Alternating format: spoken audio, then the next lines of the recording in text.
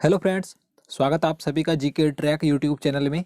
तो आज की इस वीडियो में मैं आपके लिए हिस्ट्री से संबंधित 25 क्वेश्चन लेकर आया हूँ। वेरी इंपॉर्टेंट क्वेश्चन है ये, तो इसलिए वीडियो को बिना स्किप के पूरा देखिएगा। और अगर आप हमारी वीडियो पहली बार देख रहे हैं तो हमारे चैनल को जरूर सब्सक्राइब करें, साथ ही उसके साइड में बेल आइकन को जरूर दबा दें ताकि आप आने वाली सभी वीडियो को देख सकें।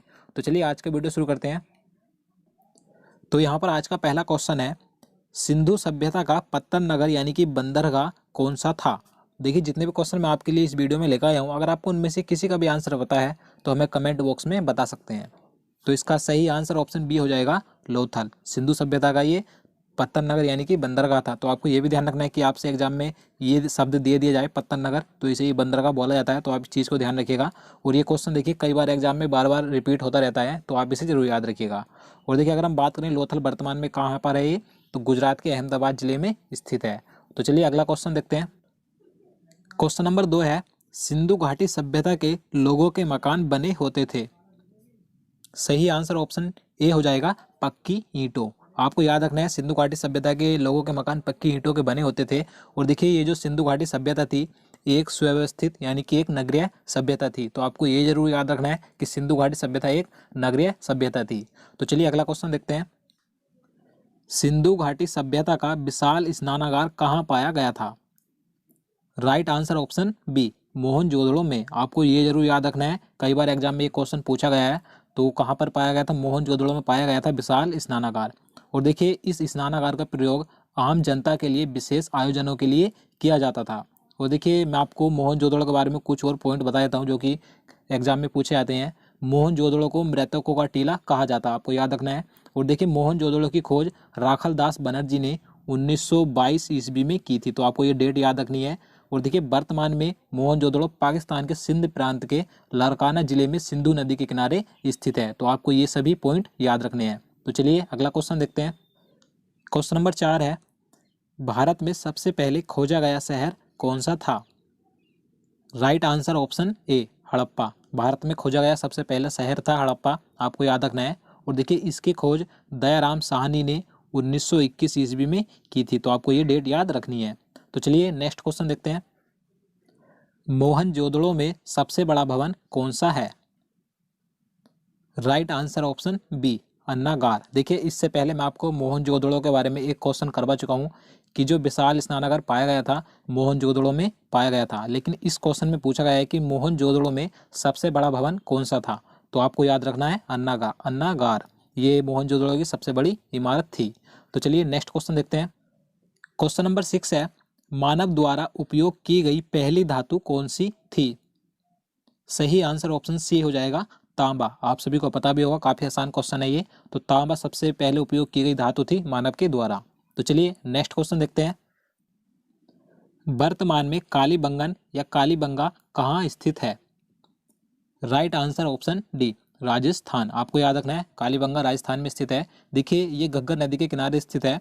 और देखिए, इसकी खोज 1953 ईस्वी में एक घोष के द्वारा की गई थी। और देखिए, यहाँ से एक जुते हुए खेत के साक्ष्य मिले थे। तो आपको ये याद रखना है। तो चलिए अगला क्वेश्चन देखते हैं। क्वेश्चन नंबर 8 है, हड़प्पा वासी किस वस्तु के उत्पादन में अग्रणी थे।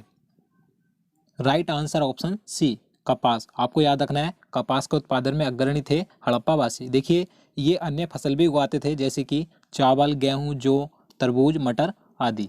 लेकिन जो सबसे ज़्यादा ये फसल का उत्पादन करते थे कपास का करते थे। तो आपको याद रखना है। तो चलिए नेक्स्ट क्वेश्चन देखते हैं। देवी माँ की पूजा किससे संबंधित थी।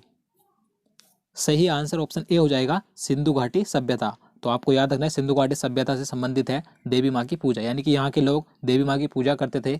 और देखिए, कुछ लोग यहाँ के पशुपति की भी पूजा करते थे, यानी कि शिव की पूजा भी करते थे। तो आपको ये दोनों याद रखने हैं। तो चलिए अगला क्वेश्चन देखते हैं। क्वेश्चन नंबर 10 है, कौन सा सिंधु शहर जो बिना गढ़ यानी कि किला का था। देखिए, इस क्वेश्चन में पूछा गया है कि सिंधु घाटी सभ्यता का ऐसा कौन सा शहर था जो बिना किले का था, यानी कि वहां पर किला नहीं था।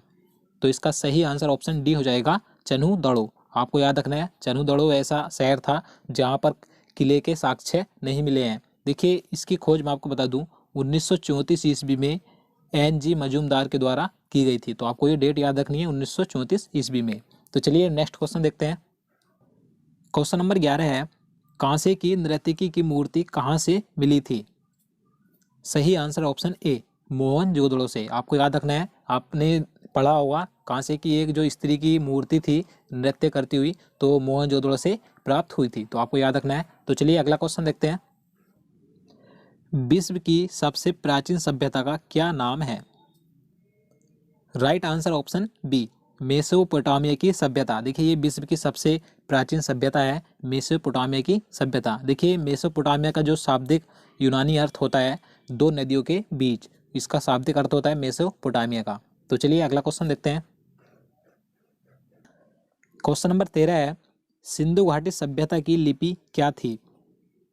राइट आंसर ऑप्शन सी, अज्ञात। देखिए आपको याद रखना है, जो सिंधु घाटी सभ्यता से लिपि मिली थी उसका अभी तक पता नहीं चल सका है कि वह किस प्रकार की लिपि थी, तो ये अज्ञात है। तो चलिए अगला क्वेश्चन देखते हैं। वैदिक सभ्यता किस प्रकार की सभ्यता थी? सही आंसर ऑप्शन बी, ग्रामीण सभ्यता। देखिए इससे पहले मैं आपको सिंधु घाटी सभ्यता के बारे में बता चुका हूँ कि सिंधु घाटी की सभ्यता नगरीय सभ्यता थी और वैदिक सभ्यता ये ग्रामीण सभ्यता थी। तो ये दो क्वेश्चन अधिकतर एग्जाम में पूछे जाते हैं, तो आप इन दोनों को याद रखिएगा। देखिए जो वैदिक सभ्यता थी ये आर्यों के द्वारा विकसित की गई ग्रामीण सभ्यता थी, तो आपको ये सभी ध्यान रखना है। तो चलिए अगला क्वेश्चन देखते हैं। क्वेश्चन नंबर 15 है, आर्यों की भाषा क्या थी?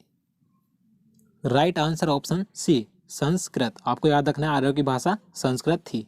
तो चलिए अगला क्वेश्चन देखते हैं। आर्य भारत में सर्वप्रथम कहाँ आकर बसे थे? सही आंसर ऑप्शन सी, सप्त सिंधु क्षेत्र। देखिए यह क्षेत्र आधुनिक पंजाब तथा उसके आसपास का क्षेत्र है, तो आपको याद रखना है आर्य सर्वप्रथम सप्त सिंधु क्षेत्र में आकर बसे थे। देखिए अगर हम बात करें कि आर्यों का मूल निवास स्थान क्या था, देखिए इसके लिए कई विद्वानों के अलग अलग मत हैं, लेकिन मैक्स मूलर के अनुसार इनका मूल निवास मध्य एशिया था, तो आपको याद रखना है। तो चलिए नेक्स्ट क्वेश्चन देखते हैं। वैदिक लोगों द्वारा किस धातु का प्रयोग पहले किया गया था? राइट आंसर ऑप्शन डी, तांबा। आपको याद रखना है। देखिए इसके बारे में आपको सही से बता देता हूँ। जो वैदिक सभ्यता थी उसे दो भागों में बांटा गया था, ऋग्वैदिक काल और दूसरा उत्तर वैदिक काल। तो ऋग्वैदिक काल में आर्य तांबे से परिचित थे, यानी कि वैदिक सभ्यता में के लोगों द्वारा सर्वप्रथम तांबे का प्रयोग किया गया था। और उत्तर वैदिक काल में जो उत्तर वैदिक काल के लोग थे वे लोहे से भी परिचित हो गए थे, तो आपको याद रखना है। तो चलिए अगला क्वेश्चन देखते हैं।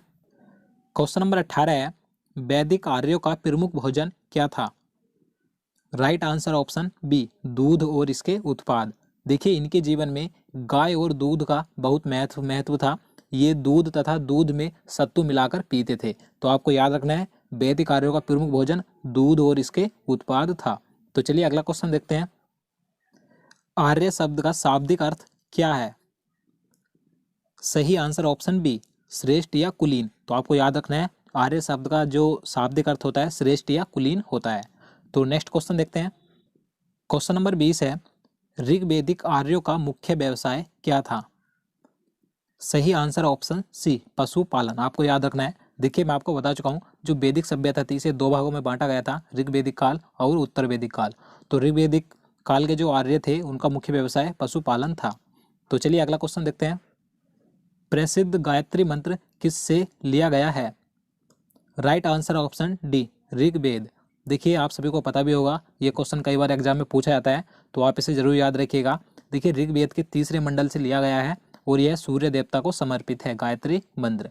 और देखिए अगर हम बात करें ऋग्वेद में कुल 10 मंडल हैं और 1028 सूक्त हैं, और जो कुल वेदों की संख्या आप सभी को पता होगा 4 है। 4 वेद कौन कौन से हैं? यजुर्वेद, अथर्ववेद, सामवेद और ऋग्वेद। तो आप इन्हें याद रखिएगा। तो चलिए अगला क्वेश्चन देखते हैं। क्वेश्चन नंबर 22 है, सबसे प्राचीनतम वेद कौन सा है? Right answer option D, Rigveda. काफी आसान क्वेश्चन है ये। अगर हम बात करें सबसे बाद का वेद कौन सा है, तो सबसे बाद का वेद अथर्ववेद है और सबसे प्राचीनतम यानी कि सबसे पहला वेद ऋग्वेद है। तो आप इन दोनों को याद रखिएगा। तो चलिए अगला क्वेश्चन देखते हैं। पुराणों में सबसे प्राचीन एवं प्रमाणिक कौन सा पुराण है? सही आंसर ऑप्शन ए, मत्स्य पुराण। देखिए इसके बारे में आपको बता देता हूँ। देखिए भारतीय ऐतिहासिक कथाओं का क्रमबद्ध विवरण पुराणों से मिलता है, तो आप समझ गए होंगे। देखिए कुल पुराणों की संख्या 18 है, लेकिन इनमें से सिर्फ 5 ही पुराण ऐसे हैं जिनमें राजाओं की वंशावली पाई जाती है। तो चलिए अगला क्वेश्चन देखते हैं। क्वेश्चन नंबर 24 है, ऋग्वेद का कौन सा मंडल सोम देवता को समर्पित है? सही आंसर ऑप्शन ए हो जाएगा, नौवां मंडल। मैं आपको बता चुका हूँ जो ऋग्वेद में कुल मंडल हैं 10 हैं। तो इनमें से जो नौवां मंडल है ये सोम देवता को समर्पित है। तो आप इसे याद रखिए, कई बार एग्जाम में ये भी पूछा जाता है। तो चलिए अगला क्वेश्चन देखते हैं। किस वेद में बलि सूत्रों का जिक्र किया गया है? Right answer option A, Yajurveda. आपको याद रखना है, बलि सूत्रों का जिक्र यजुर्वेद में किया गया है। और अगर हम बात करें यहाँ पर अथर्ववेद की, अथर्ववेद में जादू टोनों से संबंधित है ये। और जो सामवेद है ये संगीत से संबंधित है। और ऋग्वेद ये प्रारंभिक कार्यों के विस्तार से संबंधित है। तो आप इन चारों को याद रखिएगा। तो दोस्तों आज के लिए इतना ही। उम्मीद करता हूँ आपको वीडियो पसंद आया होगा। अगर आपको वीडियो अच्छा लगा हो तो प्लीज़ लाइक ज़रूर करना और चैनल को भी सब्सक्राइब करना। और दोस्तों अगर आप हमारे पहले के सभी वीडियो देखना चाहते हैं तो आप हमारे चैनल में जाकर उन सभी वीडियो को देख सकते हैं। आपका आने वाले एग्जाम के लिए काफ़ी महत्वपूर्ण है। तो चलिए मिलते हैं नेक्स्ट वीडियो में, तब तक के लिए नमस्कार।